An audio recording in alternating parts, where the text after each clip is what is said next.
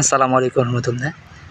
সম্মানিত দর্শক, আমি আজকে একটা স্মার্ট বয়ের জমিতে এসেছি।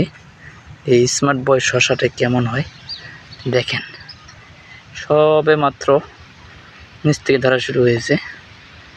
আল্লাহর রহমতে এত সুন্দর ফলের সাইজ, গেট আপ অনেক সুন্দর। এই ভাই আজকে সকালবেলায় এই জমি থেকে ফল উঠাইছেন। দেখেন সম্মানিত দর্শক, আজকে মে মাসের 14 তারিখ।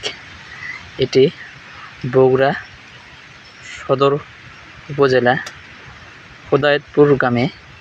এখানে আব্দুল বারি ভাই শশা চাষ করেছেন। শশা মাশাআল্লাহ অনেক ধরন। দেখেন, ভাইয়ের সাথে আমি সরাসরি কথা বলবো।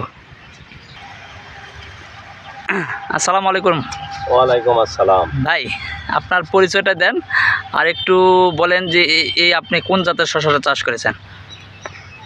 আমার নাম মোহাম্মদ আব্দুল বারি, বগুড়া সদর 10 নম্বর লাইরিপাড়া ইউনিয়ন যুগইপুর গ্রামের।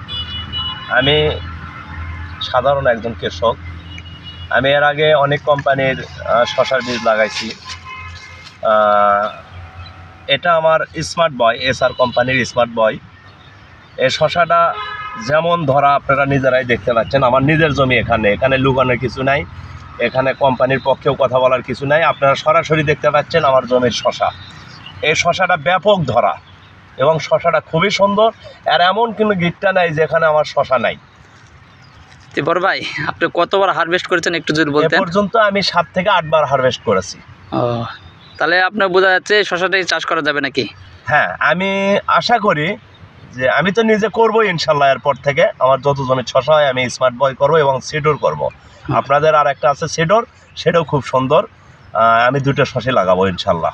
আমি আরও আমার কৃষক ভাইদেরকে বলবো, যদি শসা লাগান তাহলে স্মার্ট বয় আপনারা লাগাবেন। জি, ধন্যবাদ ভাইকে। আপনারা যদি শসা চাষ করেন অবশ্যই স্মার্ট জাতের শসার চাষ করবেন। পাশাপাশি আরও এছাড়া কোম্পানির আরও 2-3টা জাত আছে, সিডর, এসআরএসটা। এই জাতের শসাগুলো চাষ করলে আমার মনে হয় কৃষকরা অনেক লাভবান হবে।